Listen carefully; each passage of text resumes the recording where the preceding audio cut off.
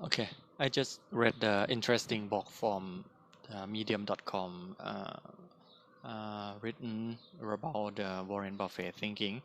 The topic is really successful people say no to almost everything.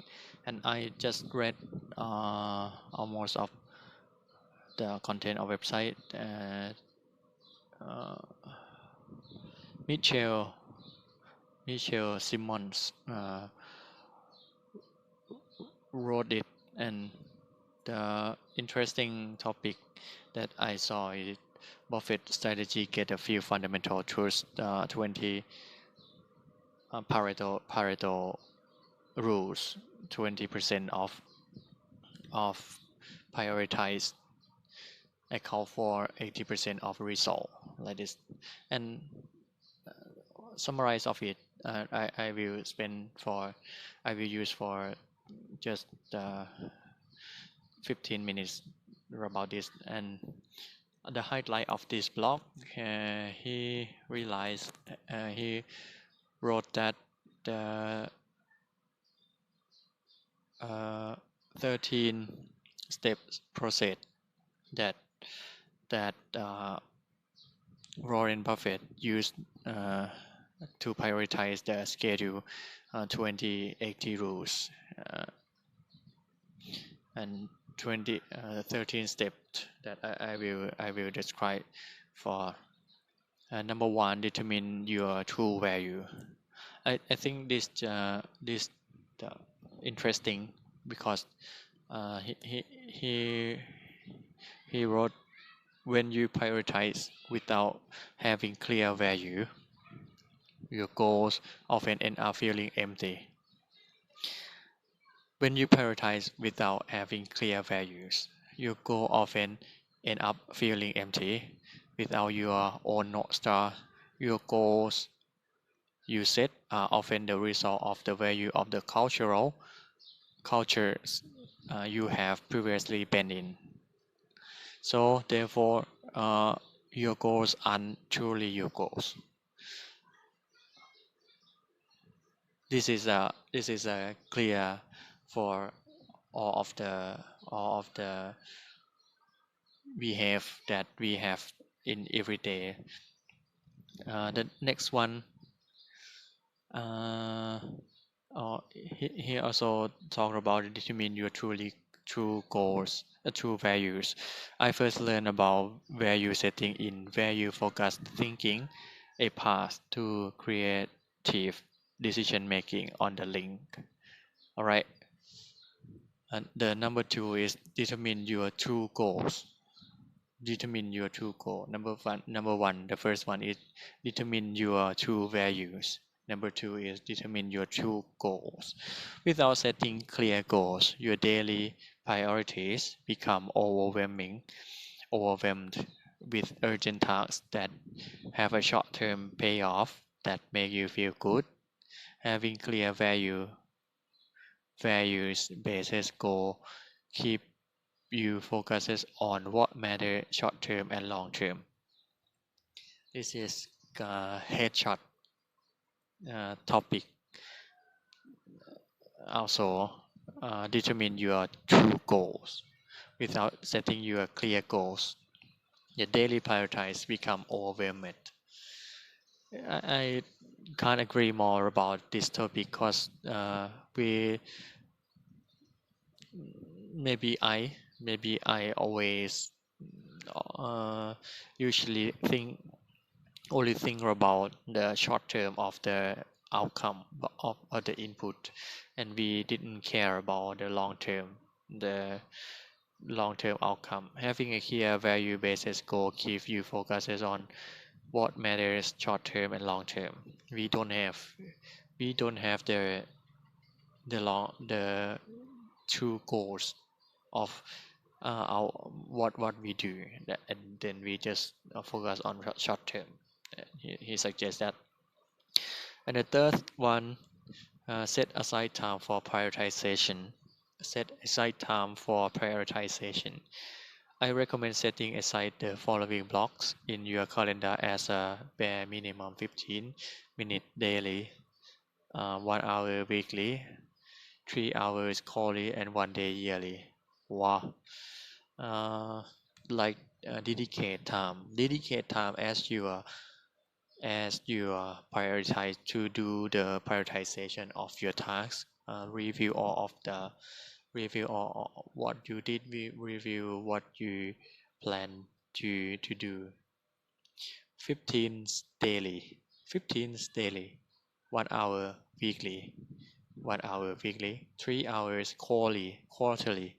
3 hour quarterly, and 1 day a year. 1 day yearly. Number four, makes a list of everything you have to do. Makes a list of everything you have to do. I recommend setting, getting, make a list of everything you have to do. Getting it out of your head and onto paper is cathartic, and it gives you fodder for the rest of the steps. I learned the power of this step from David Allen's Getting Things Done. Getting Things Done, the book. This concept, this idea sounds easy, sounds simple, but powerful. But no one will follow it. Cause it mm, sounds easier. It's easily, but no one did it. When we write out our idea or our thinking or our even our tasks that we should do, that we have to do in every day, in each every single day, we will not we will not think with it again. We just wrote it down and reprioritize it in the paper, in the what you can rearrange it like this. And I also did on the digital, like Excel file. I write all of my tasks on the Excel file, and I reprioritize it in the Excel file and read it again and again and again like this. And number five, cycle of top 20% of priorities that will give you 80% of your result. Cycle the top 20% of priorities that will give you 80% of the result. This is where you separate the wheel of the shaft, and it's where you rise above information overwhelm and get perspective of what you really matters, and can move the needle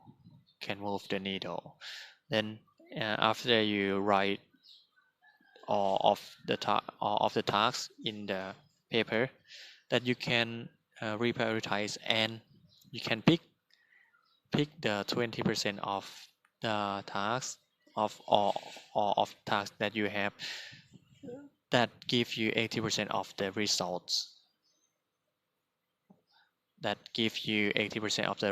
just only like closely 20% of the prioritized tasks that can give you need to practice. And number six, you practice active 80-20 rule like you would any other skills. Applying the 80-20 rule doesn't just mean asking yourself what most important and then moving on. Prioritization is a skill by learning and then using different mental models such as the bottleneck analysis, IC method, or the critical path approach. You get different ways of seeing your priorities. Every time you set your priorities is an opportunity to practice becoming better at prioritization. It not just ask yourself for what's the most important, and prioritize skill, learning to use the different mental models such as bottleneck analysis, analysis your tasks that if it have the dependence I mean the dependence of the task. For example, if you start this task before and you won't you couldn't do task B after that, you have to start uh, some of task before, like a prerequisite before do another task that, and then it might be a foundation of the another task as well. uh, just think about it, and they and he recommend like the methodology, bottleneck analysis, ICE method, or the critical path approach, to think about what you need to do first, with the most prioritization. And number seven, identify the single most important priority. Identify the single most priority. The 80-20 rule is practical, meaning that within each 80-20 there is another 80-20. So if you narrow down a list of 25 priorities to 5 priorities, you can then apply the 80-20 rules, again, to focus on one prioritize that gives you 80% of the results of the 5 prioritize. If you have 25, you just do 80-20 rule, and then you only have for first 5 prioritize, and then you apply 80-20 again, and you have the only one task, only one prioritize that you should do it first. uh, I learned the power of narrowing down prioritize another level in the one thing book. And number eight, you do your one thing first. Do your one thing first. Yeah, sound interesting. First thing first, like this. When your day starts, you have the most energy and at the least distractions. The least distractions. Know something uh, annoying you. This makes it the perfect time to tackle the hardest, most important activities. If you leave your one task, one thing for later in the day, it will probably not get done on that day. I learned about managing my days based on my energy level of the power of full engagement. He tried to sell books, the power of full engagement. And number nine, collect and measure metrics primarily on your one thing. Measure on the one thing that you just pick from the 80-20 rule. The my love metric, the my love metrics, especially public metrics. This is why social media platform can so effectively train us to maximize our followers, likes, and comment. When these vanity metrics increase, we feel like we are making progress and doing important work. But at the end of the day, if you run a business, the matters more is tracking profit first. If you run a non-profit, you matter more is improving the world. If you are trying to reduce loneliness, what matters more is how many high quality interactions you have to with close friends. My business changes overnight when I took the time to identify a few metrics that really matter and then focuses religiously on them. Once you do this, you might automatically and subconsciously think about maximizing these important metrics rather than vanity ones. Some of the metrics cannot measure you that you are going to the right way or just making more engagement. That so important to correct and measure the right metric primarily on your one thing. And number 10, put everything else on your avoid at all cost list. Just a Buffett suggests to do. Just a Buffett suggests to do. Okay. Put everything else on your avoid at all costs list. Number 11. Create a pre-mortem for your avoid at all costs list. Create a pre-mortem for your avoid at all costs list. Here's a key. Here is a key. He suggests. Here's key. The reality is that it takes a ton of energy and discipline not to do certain item on your avoid at all costs list. If you are not deliberate, you will likely fail into old habits. If you not, if you are not deliberate, you will likely fall into old habits. To make sure this doesn't happen, I recommend doing a pre-mortem. With a pre-mortem, you envision your day. You envision your day and ask yourself, let's assume I fell into old habit and get distracted. What was the cause? If you come back to your own habits, what is the cause? By being aware of potential distractions, being they happen, uh, we drastically increase the odds of avoiding them. Prevent beyond what will against you from improvement, and you protect yourself from doing it. Create pre-mortem for your avoid at all costs list. Number 12. Practice saying no. Practice saying no. Similar to have Similar to how apply the 80-20 rule is a skill, so too is saying no. The skill is recognizing our areas where we should say no, but don't, and then devising a solution for each situation that actually works. Uh, we we should say no, but don't, and then devising.